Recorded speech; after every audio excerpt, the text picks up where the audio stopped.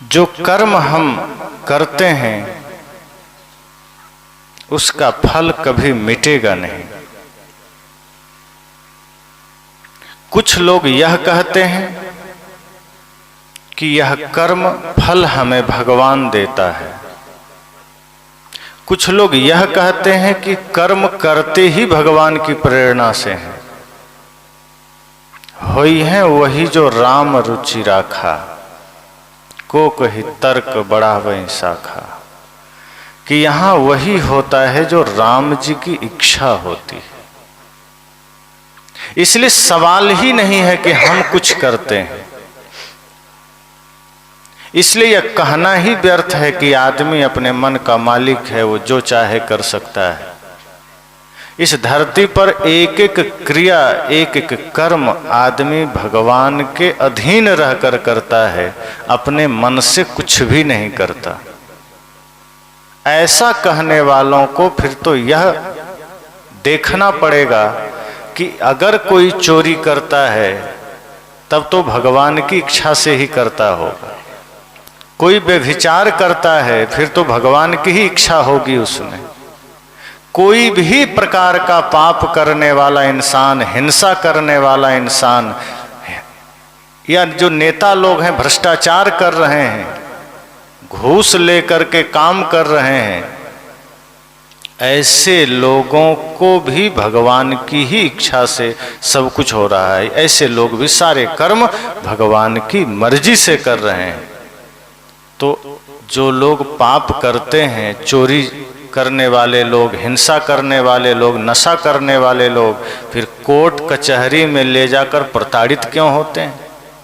करते तो भगवान की इच्छा से हैं, तो कोर्ट भी भगवान को ही जाना चाहिए, मुकदमा भी भगवान पर ही चलना चाहिए। पर मुकदमा इंसानों पर चलता है। सवाल यह है कि भगवान की इच्छा से अगर सब कुछ होता है तो फिर भगवान इतनी गलत इच्छा कैसे कर सकता है? भगवान की चॉइस इतनी खराब है, उनकी नियत मन इतना खराब है कि वो कदम कदम पर गलत इच्छा कर रहे हैं। यदा कदा कोई है जो धार्मिक प्रवृत्ति का है, अधिकांश आदमी गलत काम कर रहा है धरती पर, दुनिया में हिंसा में लगा है, तो भगवान की या अल्लाह की या गॉड की चॉइस या चिंतन इतना खराब है कि वो आदमी से गलत ही काम करवाता है। लोगों ने तो यहां तक कहा कि हमारा भाग्य भी भगवान लिखते हैं। इस दुनिया का सारा बही खाता ही भगवान लिखते हैं।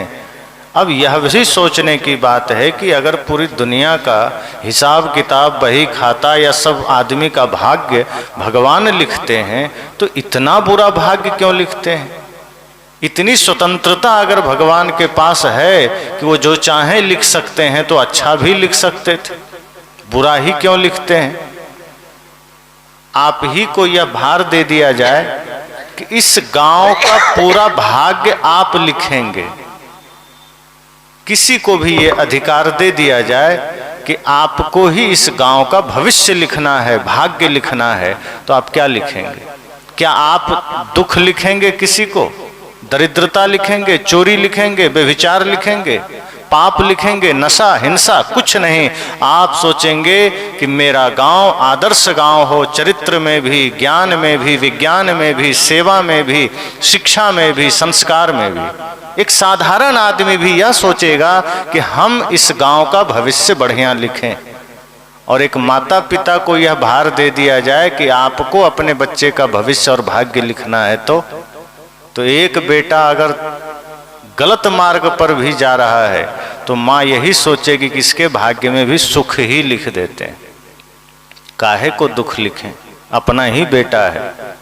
ऐसा तो नहीं करेंगे कि एक बेटा को स्वर्ग लिखोगे और जो थोड़ा गलती किया तो उसको नर्क लिख देंगे। तो माता पिता हैं, आप चाहें तो स्वर्ग लिख सकते हैं, तो भगवान भी तो माता पिता ही हैं। वो जीवों के भाग्य में दुख क्यों लिख रहे हैं? दरिद्रता क्यों लिख रहे हैं? छल कपट हिंसा क्यों लिख रहे हैं? तो एक ने कहा कि भगवान सब कुछ करते हैं, लेकिन मनुष्य को एक चीज की स्वतंत्रता देते हैं, इच्छा की, कि इच्छा आदमी अपने अनुसार पूरी करे। क्यों भाई? ये तो फिर जानबूझ के किसी को गलत करने देना हुआ। मान लीजिए यहाँ पुलिस बैठी है, थाना, और कोई आदमी सामने ही किसी को छेड़ रहा हो और पुलिस ना बचाए, तो यही ना होगा कि पुलिस काम नहीं कर रही है। क्यों मौका देना? किसी को ये अवसर ही क्यों देना को गलती करे तब उसको सजा देंगे? गलती ही ना करने दो। लोग कहते हैं कि इसलिए भगवान ने सभी राक्षसों को मौका दिया पहले पाप करने को। क्यों मौका दिया? पहले ही धर्मात्मा बना देते, पहले ही उसके भीतर के दुराचरण को हरण कर लेते, पहले ही उसके पाप को मिटा देते। क्यों इतना तामझाम करना? पहले उसको पाप करने दिया जाए, अत्याचार करने दिया जाए, पूरा विश्व ब्रह्मांड को तहस नहस करने दिया जाए।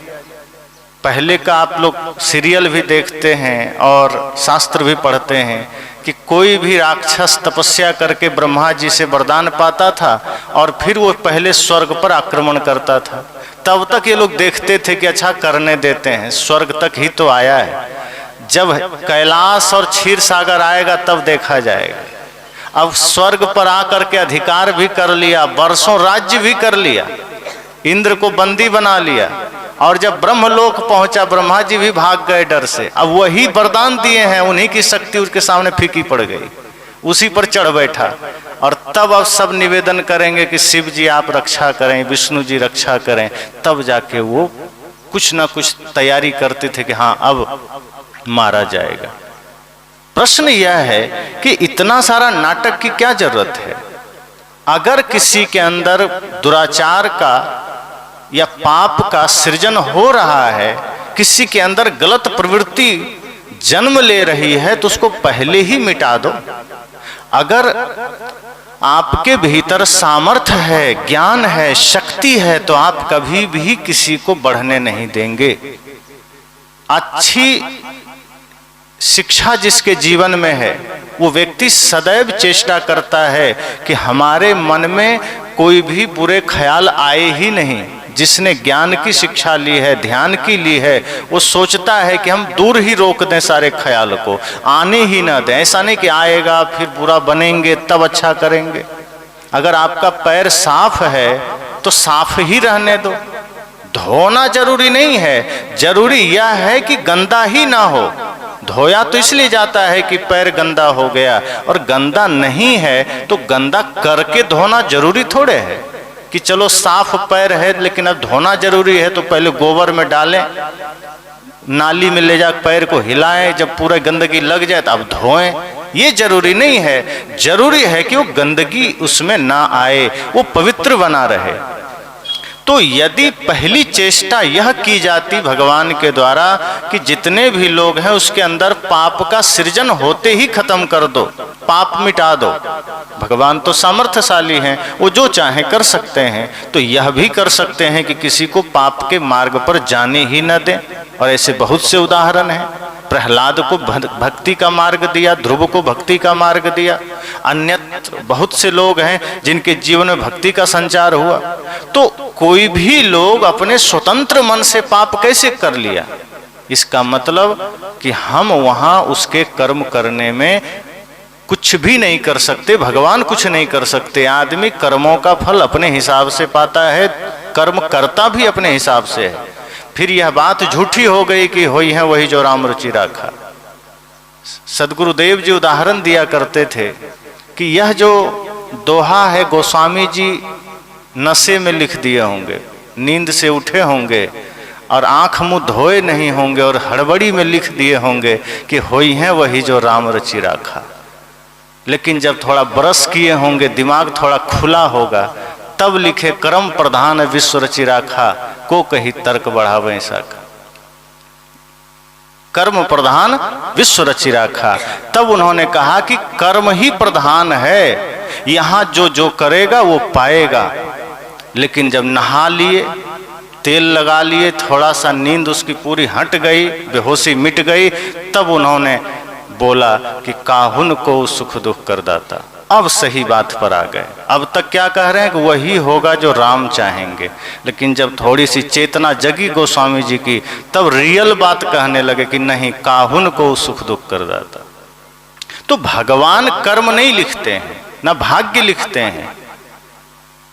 भगवान के हिस्से में यह बात होती कि उन्हें भाग्य लिखना पड़ता तो ये धरती का स्वरूप बड़ा प्यारा होता। वो इतना, भगवान की रचना इतनी गंदी नहीं होती। हम उन्हें भगवान कहते हैं, उनमें दाग हम खुद दे देते हैं कि उनकी रचना इतनी बदसूरत।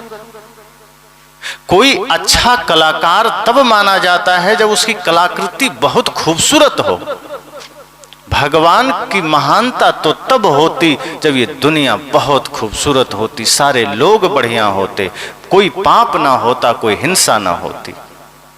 तो यह सोचना कि भगवान की इच्छा से कुछ होता है, तो पहली बात आदमी अपनी इच्छा से करता है, क्योंकि भगवान की इच्छा से होता तो पाप ना होते, धर्म ही धर्म होते। लेकिन आदमी की स्थिति देखिए, वो गलत करने में कभी नहीं कहता भगवान की इच्छा से, सिर्फ अच्छे काम के लिए। मैंने कहा था प्रथम सत्र में कि धर्म का काम करना हो, पुण्य का काम करना हो, तब आदमी कहता है कि भगवान की इच्छा होगी तो होगा। लेकिन गलत करने में जब मन आया तब करता है, कभी नहीं सोचता है। इसी तरह से आदमी का और प्रवृत्ति में जीता है। जब भी कोई शुभ काम का समय आएगा तब आदमी पोथी पत्रा दिखाने के लिए चलता है कि घर बनवाना है, विवाह करना है, मुंडन करवाना है, पंडित जी से पत्रा दिखाने चलेगा। कि शुभ काम, सत्संग के लिए भी कई लोग पत्रा देखने जाता है कि सत्संग रखना है, कब रखें, कौन सा दिन अच्छा होता है। संत कहते हैं मन अच्छा है तो हर दिन मंगल है, और सत्संग तो आपके हर क्षण को मंगल करता है। इसको मंगल घड़ी देखकर क्या करना, कौन सा दिन अशुभ है, कौन सी घड़ी अशुभ है। चोरी करने जाते हो तब तो पंडित जी के पास नहीं जाते, जरा पत्रा में देखिए कौन सा मुहूर्त है चोरी करना है। शराब पीने जाते हो तब तो पत्रा में नहीं देखते हो कि मुहूर्त निकालिए, कौन घड़ी ठीक रहेगा पीने में। माता पिता को दंड देते हो, दुख देते हो, पीड़ा देते हो, तब तो पत्रा नहीं देखते। तो यहाँ पहली बात यह है कि भगवान ने किसी का भाग्य नहीं लिखा, विधाता ने किसी का भाग्य नहीं लिखा। अब सवाल यह होगा तो लिखा किसने? भगवान की ही एक उम्मीद थी कि उन्होंने लिखा होगा, अब उनके मन में आया तो लिख दिया। तो भगवान ने तो नहीं लिखा, बल्कि भगवान के पास ये सामर्थ्य होता सच में तो उनको यही करना चाहिए कि वो पाप होने ही ना देते। रावण को रावण क्यों बनने दिया, कंस को कंस क्यों बनने दिया, दुर्योधन को दुर्योधन क्यों बनने दिया, पहले ही संस्कार क्यों न दे दिए। कभी कभी तो मैं सोचता हूँ वो तो भला हो अंगुलीमाल का कि वो बुद्ध के पास चले गए, कहीं राम जी के पास चले गए होते तो मारे जाते। वो तो भगवान बुद्ध के पास गए क्योंकि संत के पास सृजन की शक्ति है, वो सुधार करते हैं। दो परंपराएं हैं हमारे देश में, एक संहारवादी परंपरा है, एक सुधारवादी परंपरा है। तो संत सुधारवादी हैं, वो सुधार करते हैं, वो अंगुलीमाल रत्नाकर जैसों को भी धर्मात्मा बना देते हैं। और एक भगवान हैं जो आया उसका संहार कर देते हैं, उनको मौका ही नहीं देते। अगर रावण के समय में बुद्ध होते, कबीर साहब होते, तो शायद रावण धर्मात्मा बन गया होता, उनके मन को ठीक कर देते। संत के पास कला होती है। तो सबसे पहले समझना है कि भाग्य हमारा कभी भी भगवान नहीं लिखते। तो सवाल यह है कि लिखता कौन है? संत कहते हैं आप हम सब खुद अपना भाग्य लिखते हैं। तब आदमी सोचता है, तब तो और प्रश्न खड़ा हो गया, अगर हमें ही अवसर मिल गया अपना भाग्य लिखने को, तो ऐसा कौन नादान होगा जो अपने ही भाग्य में इतना गलत लिखेगा। अपने से किसी को लिखने का अवसर मिल जाए कि लो कॉपी तुम अपना भाग्य लिख लो, तो कोई पाप लिखेगा अपने भाग्य में? अपने से मौका मिल गया तो आदमी तो शुभ ही शुभ लिखेगा। वो चोरी क्यों लिखेगा, वो हिंसा क्यों लिखेगा, दुख क्यों लिखेगा, संताप क्यों लिखेगा? फिर भी हम सबके भाग्य में तो दुख है, दरिद्रता है, संताप है, कष्ट है, क्यों है? तो संत ने कहा बात इतनी सी है कि हमने अपना भाग्य बेहोशी में लिखा है। अब बेहोशी में क्या पता हम लिख क्या रहे हैं। जब बेहोशी में लिखने को मिल जाए तो हम यही भूल करते हैं अब सवाल होगा कि बेहोशी में हमने कैसे लिखा? तो अब सदगुरु कबीर की बात सामने आती है कि आपने जो भी कर्म किया है, जितने भी आपने कर्म किए हैं, वो सब बेहोशी में हुए हैं और वही कर्म आपका भाग्य बना है। जब कर्म आप होश में नहीं किए तो भाग्य होश में कैसे लिखाएगा? हम किए ही इतनी बेहोशी में हैं, कर्म लिखे ही इतनी बेहोशी में हैं कि खुद ही सारी गड़बड़ियां लिख लिए हैं। ये सारे पाप, ये दुख, संताप, ये कष्ट, ये किसी दूसरे ने नहीं दिए, किसी ने लिखे नहीं। हमने इतनी मूर्छा में जीवन जिया है, इतने बेहोशी में जीवन जिया है कि वही एक एक कर्म हमारा भाग्य बना है। भाग्य पहले से नहीं कोई लिख के भेजता है, हम लिखते हैं। पूर्व जन्मों के भी भाग्य हमने लिखे कर्म करके। अगर आपने किसी को एक लात मारा, आपके भाग्य में वो पाप के रूप में अंकित हो गया। अगर आपने किसी की हिंसा की, आपके भाग्य बन करके वो आपके साथ खड़ा हो गया। अगर आपने किसी को पानी दिया निस्वार्थ भाव से, आपके जीवन में भाग्य बन करके पुण्य के रूप में आपके साथ हो गया। अगर आपने किसी को मीठे वचन दिए, मीठे शब्द दिए, आपने सेवा किया, माता पिता गुरु की सेवा की, राष्ट्र की सेवा की, निरीह प्राणियों की सेवा की, कभी कोई स्वार्थ नहीं किया, झूठ नहीं बोला, सदैव धर्म के मार्ग पर चला, वो सारे कर्म आपका भाग्य बन करके आपके साथ हो गए। आप जो कर्म करते हैं वही भाग्य बनता है।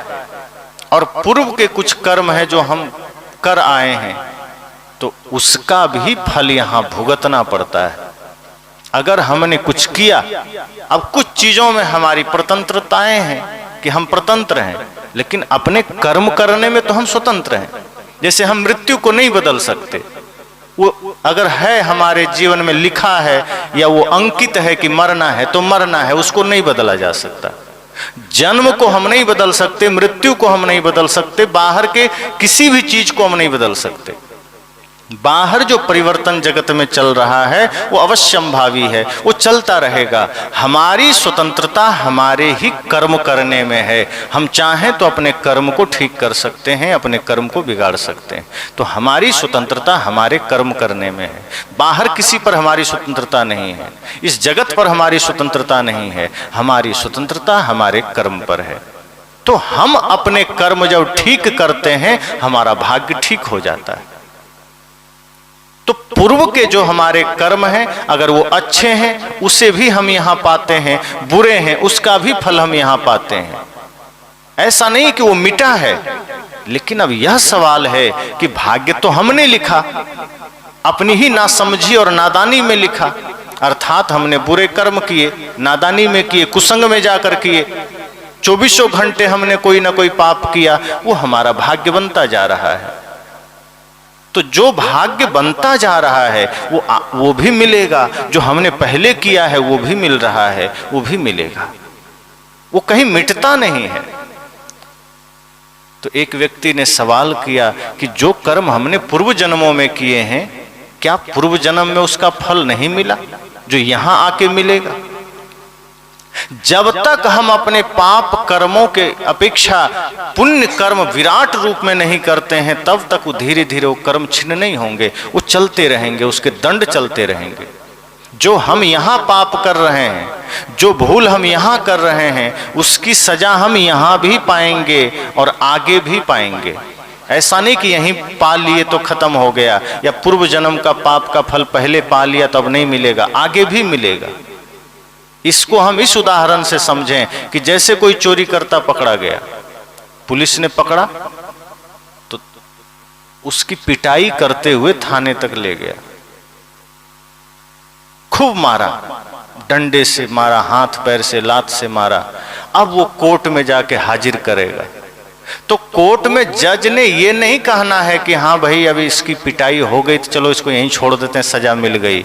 अब उस पर फैसला सुनाया जाएगा, अब असली सजा मिलेगी। इतना जो थाने तक जो पिटाई हुई है उसकी कोई गिनती नहीं है, वो ऐसे ही है, बोनस में है, उसका कोई गणना नहीं है कि जज कहेगा कि नहीं नहीं बहुत मार खा लिया चलो छोड़ो, कहेगा नहीं ये तो पुलिस का काम था इसने दिया। अब जो असली जो तुम्हारा कर्म का निर्धारण होगा, इसके बाद तय होगा कि तुम जेल जाओगे कहां जाओगे। इसी तरह से जो भी हम अधर्म करते हैं, पाप कर्म करते हैं, उसकी सजा तो हमें मिलती है, मिलती रहती है। लेकिन जब मृत्यु काल आता है, हमारे कर्मों का निर्धारण होता है, तब असली सजा के हिसाब से हम जन्म पाते हैं। फिर चाहे किसी भी शरीर में जाएं, अगर हल्का पुण्य है तो पुनः मनुष्य शरीर मिलेगा, लेकिन ऐसा जन्म में आएंगे, ऐसा मनुष्य बनकर आएंगे जो दिन रात पीड़ा में, दुख में, दरिद्रता में, हिंसा में, लड़ाई में, घृणा में जिएंगे। वहां भी हम वही पाएंगे और कर्म बिगाड़ेंगे। लेकिन अगर हमने धर्म का साथ लिया, गुरु संतों का संग किया, सज्जनों का संग किया, और हमने जीवन में धीरे धीरे धीरे धीरे सत्कर्म को जागृत किया, तो हमारे जो भी कर्म हैं धीरे धीरे वो क्षीण होंगे, वो मिटेंगे, और हम मुक्ति पा सकते हैं, अपने कर्मों को मिटा सकते हैं। चूंकि यह मनुष्य जीवन कर्म की भूमिका है। अगर मनुष्य जीवन में आकर के हम अपने कर्मों को ना मिटा पाए तो कहां मिटाएंगे? क्या कुत्ता जोनी में मिटा पाएंगे? बिल्ली में, छुछुंदर में, सांप में, भेड़ बकरी कहीं नहीं मिटा सकते, क्योंकि साधन धाम मोक्ष कर द्वारा। यह मनुष्य शरीर ही है जहां हम अपने कर्मों से अपने ही कर्मों को मिटा सकते हैं, जहां हम साधना से, भक्ति से यही मुक्ति पा सकते हैं। ये ऐसा ही है जैसे किसी गुफा में लाखों साल से अंधेरा है, कोई प्रकाश नहीं हुआ, लेकिन आप जाकर के एक दिया जला दीजिए, लाखों साल का अंधेरा क्षण भर में खत्म हो जाता है। ऐसे ही हमारे जीवन में लाखों, अरबों, अनंत जन्मों से पाप का सब कुछ क्रम चल रहा है, कर्म संस्कार चल रहे हैं, जन्म की यात्रा चल रही है। लेकिन यदि हमने यहाँ तप, ध्यान, योग के द्वारा अपने मन को निर्मल किया, अपने सारे कर्म संस्कार को दग्ध कर दिया, जला दिया, इसी जन्म में मुक्ति संभव हो जाएगी, और मनुष्य जन्म में ही संभव है, कहीं और संभव नहीं है। इसी मनुष्य जीवन में ये संभव है। तो कर्म अगर हमने सही करते गए और बढ़िया कर्म कर लिए, ज्यादा कर लिए, अच्छाई, हमारा अच्छाई का जो मीटर है वो बढ़ गया, तो धीरे धीरे पाप क्षीण होने लगते हैं, फिर वो खत्म होने लगते हैं। लेकिन अगर हमने अच्छाई थोड़ा थोड़ा किया और पाप ज्यादा किया, तो पुनः हम जाएंगे ऐसी जगह जहां हमें फल भोगना है, क्योंकि बाकी जो 3 खानियां हैं वो भोग भूमिका है। आदमी जो कुछ भी यहाँ गलत करता है, इसकी भयंकर सजा पाने के लिए ही कोई ना कोई जीव में जाता है। ये आदमी छोड़ करके आप देख लीजिए, जितने भी प्राणी हैं इस धरती पर, वो सिर्फ फल भोगने के लिए है। जो कर्म हम मनुष्य जीवन में करते हैं, इसकी सजा हमें वहां मिलती है। आप किसी भी जानवर को देख लीजिए, भले ही उसकी आप सेवा करते हैं, पर वो परतंत्र है, वो स्वतंत्र नहीं है, और जहां स्वतंत्रता नहीं है वहां सुख कभी नहीं हो सकता, क्योंकि उनके पास विकसित मन नहीं है। कुत्ता हो, चाहे बैल हो, बकरी हो, गाय हो, उनके पास विकसित मन नहीं है, इसलिए उन्हें आभास नहीं होता, लेकिन दुख तो उनको भुगतना पड़ रहा है, दर्द तो उन्हें हो रहा है। इसलिए आप चिड़िया को कितना भी बढ़िया पिंजड़ा में कैद कर दीजिए, सोने के पिंजड़ा में दरवाजा खुला छोड़िए, भाग निकलेगा, उसको पसंद नहीं है सोने का भी पिंजड़ा। वो जानता है इसमें हम कैद में है, ये दुख है, भले ही हम धूप सह लेंगे, वर्षा सह लेंगे, लेकिन आनंद खुली आकाश में है। इसी तरह से हम सब भी इस धरा पर जितना भी पाप कर्म करते हैं, उसे भुगतने के लिए हम अन्य खानियों में जाते हैं, और वहां हम दुख पाते हैं, दर्द पाते हैं। वो दर्द, वो दुख सारे पाते पाते पुनः हमें कभी पुनः मनुष्य शरीर का अवसर मिलता है।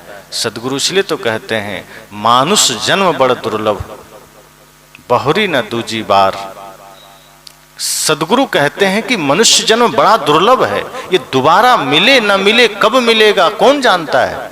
ये अवसर मिला है कुछ अच्छा करने को, और हम भजन से, सत्संग से, ज्ञान से ही अपने सारे बुरे कर्मों को जला सकते हैं, अपनी सारी वासनाओं को जला सकते हैं, हम अपने सारे पाप को मिटा सकते हैं। पाप को मिटाने के लिए एक शर्त और है कि आप सिर्फ नाम जप से नहीं मिटा सकते, आप सिर्फ सत्संग करके नहीं मिटा सकते। सबसे पहले पाप कर्म करना बंद करना होगा। सबसे पहले जो पाप हमसे हो रहे हैं वो रोक देना होगा, उसके बाद धर्म का अनुसरण करेंगे, सत्य का अनुसरण करेंगे, भक्ति मार्ग पर चलेंगे और इतनी सेवा हम इस तन से करें निस्वार्थ भाव से कि धीरे धीरे धीरे धीरे सारे पाप जल के राख हो जाएंगे। क्योंकि हमारा पुण्य का मीटर इतना बड़ा हो जाएगा कि फिर प्रकृति भी जानेगी कि इसने जो पाप किए धीरे धीरे वो सब क्षय हो जाने चाहिए, क्योंकि अब ये पृथ्वी के लिए वरदान है। जब हम अपने सारे कर्तव्य समस्त प्राणियों को समर्पित कर देते हैं, हम अपनी सेवा समस्त मानवता को समर्पित कर देते हैं, तो प्रकृति भी हमारी सहायक बन जाती है। आप सही बनते हैं, पूरी दुनिया आपके साथ हो जाती है। एक आदमी ने कहा कि महाराज जी आप बात तो ठीक कह रहे हैं, लेकिन हम देखते हैं कि जो जितना पाप करता है वो उतना खुश है, उसको तो दंड नहीं मिल रहा है। जो पाप कर रहा है उसका बढ़िया मकान खड़ा है, गाड़ी है, नौकरी है, बिजनेस है, पैसा है, वो शराब भी पी रहा है, व्यभिचार भी कर रहा है, हिंसा भी कर रहा है, फिर भी देखते हैं उसके जीवन में सुख है। संत कहते हैं ये आपके आंखों का भ्रम है। और एक चीज और जान लीजिए, ये क्यों होता है। मान लीजिए किसी आदमी के जीवन में बहुत भयंकर पाप है, पुण्य थोड़ा है, तो प्रकृति में एक व्यवस्था है। वो क्या करती है कि प्रकृति का एक नियम है, एक सिस्टम है कि जिस आदमी के जीवन में सिर्फ पाप ही पाप हैं, भयंकर पाप हैं, थोड़ा सा पुण्य है, तो प्रकृति उसके पुण्य को पहले दे देती है ताकि बाद में दंड देने में बढ़िया बने। ऐसा ना हो कि बाद में दंड दें तो वो पुण्य बीच बीच में आकर के बाधा बने। जैसे हमारे यहाँ भी होता है ना, किसी आतंकवादी को जब अरेस्ट किया जाता है तो अपना ही संविधान बीच बीच में बाधक बनता है उसको सजा देने में। ऐसे ऐसे कानून हैं जो कहीं न कहीं से खड़ा हो जाता है कि नहीं फांसी अभी टल जाएगी। वकील कोई ना कोई कानून खोज लाता है, लेके खड़ा हो जाता है कि नहीं इस कानून के हवाले हम थोड़ा बहस करेंगे। तो महीनों वर्षों सालों लग जाते हैं एक एक अपराधी को फांसी देने में। यही हाल होता है। प्रकृति क्या करती है, अपना संतुलन बनाने के लिए, अपनी व्यवस्था बनाने के लिए कि जो दुरात्मा है, पापात्मा है, पुण्य जो भी है उसके जीवन में 2-4% वो पहले ही दे देता है कि जाओ तुम इसे पहले भुगत लो, ताकि तुम्हारा जैसे पुण्य क्षय होगा महापाप शुरू होगा और तुम्हारा विनाश शुरू होगा और वो दंड मिलेगा वो कि कल्पना नहीं कर सकते।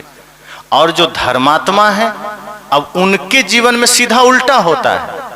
जो कुछ छोटे छोटे पाप हैं, छोटे छोटे दोष हैं, तो प्रकृति सोचती है कि आगे इनको परम आनंद मिलना है, स्वर्ग मिलना है। अगर दोष हम छोड़ दिए तो वो दोष इनके आनंद के मार्ग में बाधक बनेंगे। इसलिए अभी ये भक्ति में लगे हैं, सेवा में लगे हैं, धर्म कार्य में लगे हैं। थोड़ा थोड़ा पाप की सजा अभी ही दे दो, अभी ये तैयार है, अभी ये चल रहे हैं। इसलिए थोड़ी कठिनाई भी आ जाएगी, थोड़ा दोष भी आ जाएगा, तो आदमी झेल लेगा, सह लेगा। और ऐसे करते करते जैसे ही अधर्म का वो जो पाप का आपके पास जो कुछ भी मिला है सजा खत्म होती है, वो पाप का खजाना खाली होता है, सिर्फ पुण्य शुरू होता है। इसलिए कहा गया है कि पांव फूलों पे रखने से पहले तुमको कांटों पे चलना पड़ेगा। अगर परम शांति चाहिए, आनंद चाहिए, तो उससे पहले थोड़ी सी तपश्चर्या से गुजरना पड़ेगा, उससे पहले थोड़ा सा आपको कठिनाइयों से गुजरना पड़ेगा। तो जो यह सवाल आता है कि पापियों के महल खड़े हैं, स्वर्ग है उनके जीवन में, शांति है उनके जीवन में, तो ये शांति नहीं है। ये समझना कि भयंकर तूफान से पहले एक छोटी सी शांति आ गई है जो वो देख नहीं पा रहे हैं। संतजन जगाते हैं कि होश में आ जाओ, ये जो तुम खुशियां पा रहे हो, ये जो चारों तरफ आनंद पा रहे हो, ये जो तुम नृत्य पा रहे हो, ये सिर्फ इतना है कि पुण्य क्षय होने वाला है। और थोड़ा सा पुण्य था इसलिए पहले मिल गया है, वरना भयंकर जो पाप का घड़ा नहीं, जो तुम्हारा गोदाम भरा हुआ है, वो धीरे धीरे जब खाली होने लगेगा, जन्मों लगेंगे खाली होने में। लोग कहते हैं पाप का घड़ा भरा है, संत कहते हैं नहीं, आदमी आज गोदाम भर रहा है, और बड़ा बड़ा गोदाम, कई गोदाम भर लिया, वो गोदाम खाली होने में न जाने कितने जन्म लगेंगे।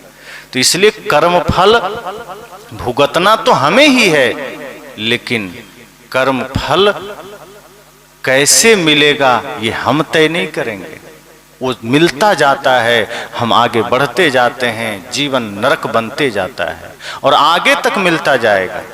तो कर्म फल मिलेगा, लेकिन यदि हमने सुसंग में, संतों के संग में आकर के, महापुरुषों के वचनों को सुन करके अगर हमने जीवन में बदलाव कर लिया और हमने भक्ति को धारण कर लिया, तो हमारे सारे पाप कर्म वहीं खत्म हो जाएंगे। और ऐसा हुआ, इसलिए अंगुलीमाल बदल गया, वरना कितना पाप किया। अगर कर्म फल नहीं मिटता तो उनके जीवन में शांति आती क्या? क्योंकि मनुष्य जीवन तो भोग की भूमिका नहीं है, ये कर्म की भूमिका है। ये है ही कर्म करने के लिए, जो करिए वो मिल जाएगा।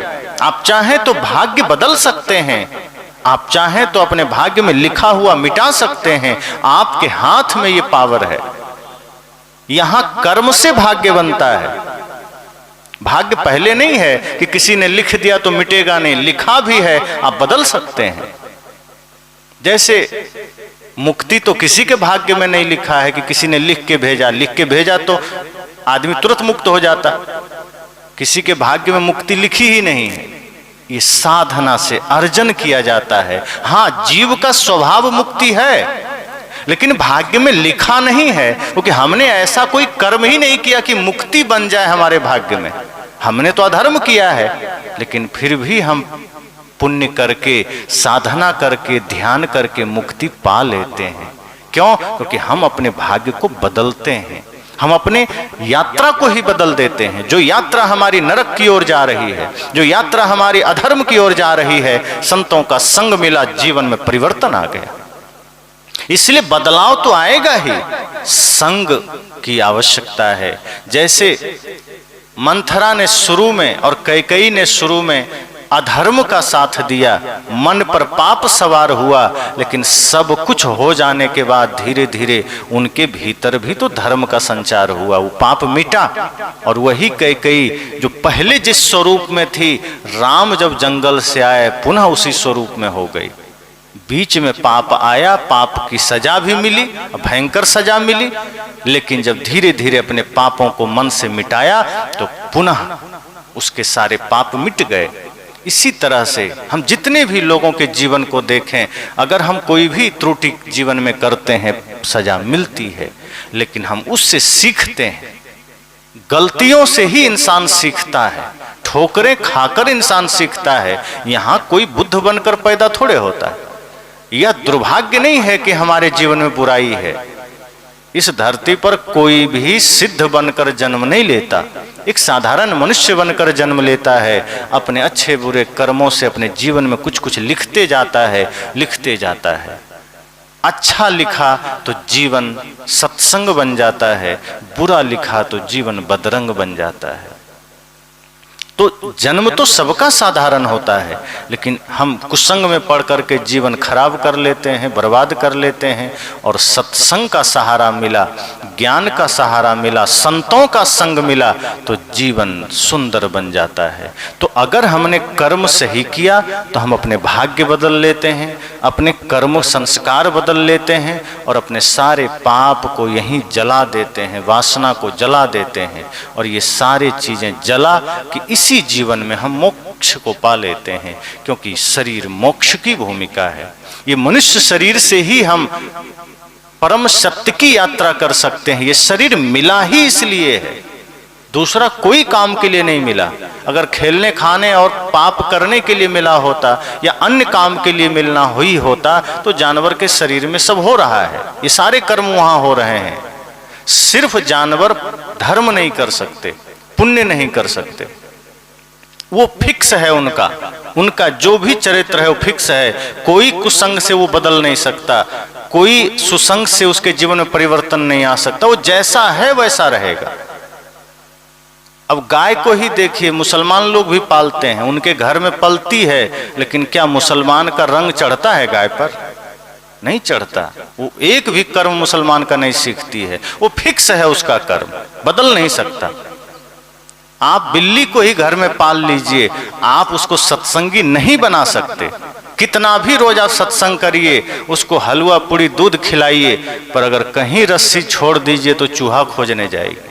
उसको आपके ज्ञान से कोई लेना देना नहीं, वो फिक्स है, उसका कर्म फिक्स है, उसमें कोई परिवर्तन नहीं हो सकता। कुत्ता में कोई परिवर्तन नहीं हो सकता, सारे जानवर अपनी प्रकृति पर हैं, उसमें कोई परिवर्तन नहीं। ये अवसर सिर्फ मनुष्य को मिला है कि आप गलत भी कर सकते हैं, अच्छा भी कर सकते हैं, पाप करके नरक में भी जा सकते हैं और साधना करके स्वर्ग भी पा सकते हैं, अर्थात मुक्ति भी पा सकते हैं। ये अधिकार सिर्फ मनुष्य शरीर में है। अब तय हमें करना है कि हमें जानवरों की भांति जी करके वैसे ही प्राकृतिक बन जाना है, अर्थात अपने सारे बुरे कर्मों में फिक्स हो जाना है, या फिर धर्म करके, सत्संग करके, पुण्य करके परम सत्य को उपलब्ध होना है। इस मनुष्य शरीर के महत्ता को समझ लेना है। यह मनुष्य शरीर मिला ही भक्ति मार्ग के लिए, मुक्ति मार्ग के लिए है। ये साधन है। आपने सुना है, बड़े भाग्य मानुष तन पावा, सुर दुर्लभ सद ग्रंथ ही गावा। ये दोहा आप सुनिए और इसका अर्थ करिए कि बड़े भाग्य से मानुष तन मिला। तो जो चोरी कर रहे हैं उनके लिए कह सकते हैं कि बड़े भाग्य से मनुष्य तन पाया है। जो भाई भाई से झगड़ा कर रहे हैं, आप कहेंगे कि बड़े भाग्य से पाया है। जो माता पिता की अवज्ञा कर रहे हैं उनके लिए कह सकते हैं। जो मांस खा रहा है उसके लिए कहेंगे कि बड़े भाग्य से पाया है। तब तो कहना पड़ेगा कि बड़े दुर्भाग्य से मनुष्य शरीर मिला है कि मनुष्य शरीर पाके भी पाप में जा रहा है। सौभाग्य कब है? मनुष्य शरीर पाना मात्र सौभाग्य नहीं है, ये भूल है। मनुष्य शरीर पा करके सन्मार्ग पर चलना ये सौभाग्य है। और देवता चोर होने के लिए थोड़े तरसते हैं। कहते हैं कि देवता भी मनुष्य शरीर धरने को तरस रहे हैं, तो क्या वो चोर होने के लिए तरस रहे हैं? जुआड़ी होने के लिए कि शराबी होने के लिए? बिल्कुल नहीं। वो मनुष्य के उत्तम प्रकृति को देखकर उन्हें तरस आता होगा कि काश हम भी मनुष्य बनते।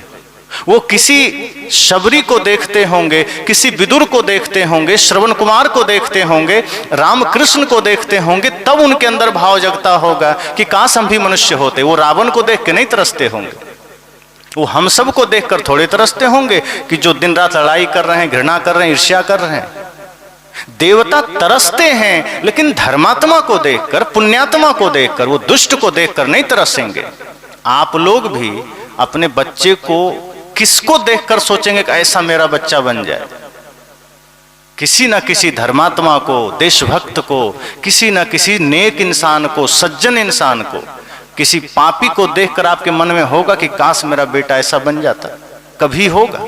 नहीं होगा। तो देवता के मन में कैसे हो जाएगा कि हम ऐसा बन जाएं? तो भाग्य से मनुष्य शरीर तब मिला कहा जाएगा जब वह भाग्य के अनुसार हम कर्म करेंगे। मनुष्य शरीर मिला, मनुष्यता नहीं है, इंसानियत है ही नहीं, धर्म सत्य न्याय कुछ भी नहीं है, तो सौभाग्य नहीं, फिर यह मनुष्य शरीर दुर्भाग्य हो गया। यही दुर्भाग्य है कि हम मनुष्य शरीर में आकर के भी मनुष्यता धारण नहीं कर पाए। जानवर में होते तो क्षम में होता कि चलो तो जानवर है ही, अब कुत्ता ही है तो रोटी लेके तो भागेगा ही। लेकिन जब आदमी रोटी लेकर भागता है तब कहता है कुत्ता वाला आदत नहीं गया तुम्हारा। काहे कहते हैं? इसका मतलब पूर्व जन्म में भी कुत्ता था। कोई आदमी कुछ करता है तो आप कहते हैं ना कि देखो ये आदमी पूरा बैले रह गया, काहे गधा की तरह करता है। आदमी उदाहरण देता है, मतलब वो पूर्व से प्रेरित है। और कोई बहुत चंचल का है तो क्या कहते हैं? ये चंचल है, ये तो बंदर है, बंदर बोल देते हैं। कोई बहुत जहां तहां कुछ उटपटांग खा पी रहा है तो कहता है ये सुअर का स्वभाव नहीं गया। जैसे सुअर जहां तहां गंदगी में मुंह मारता है, वैसे ही कोई आदमी बुराइयों में, गंदगी में, अंट संट खाने में मुंह मारता है। आप ही कह देते हैं कि लगता है सुअर की आदत नहीं गई, सुअरे रह जाएगा। ये सब हमारे कर्मों पर ही तो है। हम गलत करते हैं तो हम वैसे ही गिने जाएंगे। लेकिन मनुष्य में है तो मनुष्यता जरूरी है। आप इंसान हैं, इंसानियत जरूरी है। ये आपका स्वभाव है, ये आपका अधिकार है। अगर इसके अतिरिक्त कुछ भी है बुरा तो ये आपका अधिकार नहीं है और ये मनुष्य शरीर का कोई पहचान नहीं है। ये हमने मूर्खता से हासिल किया है, बल्कि हमसे बढ़िया जानवर हैं। इसलिए भजन में लोग कहते हैं जंगल सा दृश्य हो गया बाजार देखिए, है खून से सना हुआ अखबार देखिए। कि जंगल सा दृश्य हो गया। हालांकि जंगल अब बढ़िया है पहले की अपेक्षा। आप जंगल चले जाइए, शांति मिलेगी, परमानंद मिलेगा। पर आदमी की बस्ती में चले जाइए, तब लगेगा कि हम कहाँ बूचड़ खाने में आ गए। जंगल बढ़िया है, पर जंगल से तात्पर्य यहाँ वही है, बूचड़ खाने का। अगर आदमी आदमी बन जाए तो ये बूचड़ खाना भी मंदिर बन सकता है, ये तीर्थधाम बन सकता है। इंसान को देखकर, किसी को देखिए और उसको देखकर हृदय में पवित्रता आ जाए। बल्कि मैं तो ये कहूंगा, अपने को ऐसा बनाइए कि कोई आपको देखे तो उसके हृदय में पवित्रता आ जाए। हम कहाँ खोजने जाएंगे कोई अच्छा दिखे? खुद को बनाइए, अपने भीतर एक परिवर्तन लाइए। जैसे हम याद करते हैं कि काश हमारे बच्चे श्रवण कुमार बनते, उस श्रवण कुमार के माता पिता जैसा बन जाइए। आपके बच्चे श्रवण कुमार ही बनेंगे। अब माता पिता श्रवण कुमार के माता पिता बनना नहीं चाहते, अब माता पिता बने हैं रावण की तरह, तो बेटा मेघनाद ही होगा, दूसरा कौन हो सकता है? इसलिए हमें यह तय करना है कि यह मनुष्य जीवन कर्म की भूमिका है। यहाँ हम सत्कर्म करके मुक्ति तक की यात्रा कर सकते हैं। और सच तो यह है कि यह सिर्फ साधु संतों का काम नहीं, मनुष्य शरीर समस्त सृष्टि में जिसे भी मिला है सबका एक ही ध्येय है, मुक्ति तक जाना है, पहले रुकना नहीं है। लेकिन हम सब अपने को अलग कर लिएगा, हम तो गृहस्थ हैं, हम कहाँ ये सब करेंगे। नहीं, आप गृहस्थ में भी हैं तो जनक की भांति विदेह बन सकते हैं। यहाँ वस्त्र की बात नहीं है कि आप बाहर आइए, जंगल आइए, वस्त्र धारण करिए। आप अपने मन को वहाँ रखते हुए विदेह कर लीजिए, आप भी मुक्त हो सकते हैं। मुक्ति किसी का कॉपीराइट थोड़े है कि किसी एक के पास कॉपीराइट है कि वही पर्ची काटेगा तो मुक्ति मिलेगी। ये तो अपनी साधना की बात है, अपने भीतर की निर्मलता की बात है। अगर आप हासिल करते हैं, आप पहले मुक्त हो जाएंगे। जनक जी इसीलिए राज्य चलाते हुए विदेह कहलाए, ये साधारण बात नहीं है। देह में रहते हुए देह से मुक्त हो जाना, यही तो विदेह होना है। तो शरीर में रहते हुए शरीर से मोह न करना, संसार में रहते हुए संसार से आसक्ति खत्म हो जाना, जिम्मेदारी पूरा निभाइए, कर्तव्य पूरा निभाइए, सबसे प्रेम रखिए, गहरा प्रेम रखिए, लेकिन मोह आसक्ति ये सब खत्म हो जाए तो समझना आप विदेह हो गए। आप जहां हैं वहीं मुक्ति की यात्रा कर सकते हैं। मुक्ति अवस्था है, वो कोई तीर्थ नहीं है कि आपको निकल कर कहीं जाना है। आप जहां हैं उसे वहीं पा सकते हैं। ये अवस्था है जो साधना से आती है, आपके ध्यान से आती है। कोई वस्तु होती तो हमें लगता है, अगर मुक्ति कोई वस्तु होती तो जितने धनपति हैं पहले स्टॉक कर लेते, हम लोग को मिलता ही नहीं, वो खरीद लेते कहीं से। लेकिन नहीं, यही एक ऐसा चीज है जो धरती पर सभी मनुष्य के अधिकार की बात है। जो अपने कर्म को पवित्र करेगा, मन को निर्मल करेगा, और जो तप ध्यान योग साधना में लीन हो जाएगा, जितना गहरा प्रेम, जितना गहरा सत्य जीवन में घटित होगा, जितनी गहरी अहिंसा घटित होगी, एक शब्द में कहें तो पूर्ण पवित्रता, वो व्यक्ति मुक्ति को उपलब्ध होगा, परमानंद को उपलब्ध होगा। इसलिए मैंने कहा कि भाग्य किसी ने लिखा नहीं, आपने लिखा है। कर्मफल आप ही मिटा सकते हैं अपने शुभ कर्मों से। और जब हमने ही अपना भाग्य लिखा है तो क्यों ना अब हम होश में कर्म करें, ताकि हम अपने भाग्य में कुछ गलत ना लिख दें। हम जैसे ही बेहोश होते हैं हम झूठ बोलते हैं। एक भी गलत कर्म हमारे जीवन में होता है, उसके पीछे हमारी बेहोशी है। नशा करते हैं, वहां पर बेहोशी ही कारण है। हम झूठ बोलते हैं, बेहोशी कारण है। पत्नी से झगड़ा बेहोशी के वजह से, भाई से झगड़ा बेहोशी के वजह से, कोई भी नशा दुर्व्यसन बेहोशी के वजह से। संत कहते हैं इतना होश में आ जाइए कि कोई भी बुरा कर्म आप कर ही ना सकें। बेहोशी मिटेगी, सारे कर्म होश में होंगे, भाग्य खुद बढ़िया लिखा जाएगा। अगर आप बच्चे अगर एग्जाम में अच्छा से सारे प्रश्नों का उत्तर दे दें तो पास तो होंगे ही, अच्छे नंबर से पास होंगे, बल्कि डिस्टिंक्शन से ऊपर नंबर लाएंगे। लेकिन अगर वो चित्रहार में मन लगाए हैं, फिल्मी गीतों में मन लगाए हैं, क्रिकेट में मन लगाए हैं, पढ़े नहीं हैं और लिखने जाएंगे और लिख दिए गलत सलत, तो रिजल्ट बढ़िया आएगा क्या? अगर हमने खुद गलत लिखा है तो रिजल्ट उसी के अनुसार आएगा। हमने जीवन में कर्म गलत किया है तो भाग्य रूपी रिजल्ट हमारा वैसा ही आएगा, कोई बदल नहीं सकता है। और यहाँ हमें सिखाया जाता है कोई बात नहीं, जीवन में कोई पाप हो गया चिंता मत करना, पंडित जी को बुला के श्राद्ध कर देना, पिताजी स्वर्ग चले जाएंगे। और अगर दिक्कत है, ज़्यादा कोई समस्या हुई है तो थोड़ा गया तक पहुंच जाना, पिंडदान कराना, फिर तो कोई नहीं रोक सकता, फिर तो स्वर्ग जाना ही है। साहब कहते हैं ये भ्रम के सिवा कुछ भी नहीं है। जियत न तरेव मुए का तरी हो, जो जीते जी तर ना सके, जो जीते जी स्वर्ग का आनंद ना ले सके, मरने के बाद किसका क्या सामर्थ्य कि उसे स्वर्ग भेज सके। अपने को तो स्वर्ग भेज लीजिए, मरने के बाद किसी के लिए कोई उपाय नहीं है। ये जीते जी ही हमें अपने कर्मों को ठीक करना है, जीते जी ही हमें अपने मन को पवित्र करना है। बल्कि जो व्यक्ति चले गए, जो हमारे पूर्वज चले गए, प्रेरणा लीजिए कि अगर हम भी ऐसे ही बेहोश रहे तो हमें भी जाना है। हमें जीते जी अपने से ही अपना काम कर लेना है, अपने से ही अपना जीवन बदल लेना है। मरने के बाद स्वर्ग जाएंगे कि नरक जाएंगे कोई नहीं जानता। भले ही नाम के पीछे लग जाए स्वर्गीय, लेकिन स्वर्ग में है इसका कोई देख के आया कि वो स्वर्ग में ही है। लेकिन जीते जी अगर कोई लिख दिया स्वर्गीय तो आदमी लाठी लेके खड़ा हो जाता कि हम स्वर्गीय हैं, मतलब स्वर्ग में रहना भी नहीं चाहते, मरने के बाद ही स्वर्ग में रहना चाहते हैं। जैसे कोई आदमी गुजर जाता है तो लोग कहते हैं ना फला आदमी शांत हो गए, मतलब जीवन भर अशांत थे, अब वो शांत हो गए। और कहीं जिंदा को कोई कह दिए आप कब शांत हो रहे हैं तो लड़ लेगा कि हम मतलब हम अशांत ही रहना चाहते हैं, हम जीवन में शांत नहीं होना चाहते। सदगुरु कहते हैं जो क्रिया तुम मरने के बाद करने को आतुर हो या करवाने को आतुर हो, जीते जी कर लो, शांत जीवन में ही हो लो, स्वर्ग जीवन में ही पालो। और जीते जी आपके अधीन है सारे कर्म, आप कर सकते हैं, आप मन को निर्मल बना सकते हैं। ये स्वर्ग आपके शुभ कर्मों का फल है, बाद में कोई कैसे बदल देगा। अगर आपने अशुभ कर्म किए हैं तो श्राद्ध से कोई कैसे ट्रांसफर कर देगा, ये सिर्फ मूर्खता है। तो सदगुरु कहते हैं अपने कर्मों को आप बढ़िया करेंगे फल बढ़िया मिलेगा। आप ही अपने कर्मों के मालिक हैं, आप ही अपने भाग्य के मालिक हैं। कोई किसी का भाग्य नहीं लिखता, कोई किसी को सुख दुख नहीं देता।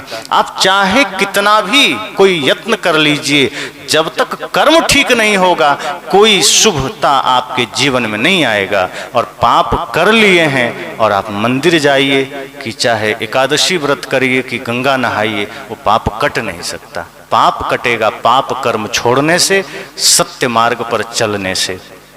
तो इसी मंगल कामना के साथ अभी वाणी को विराम।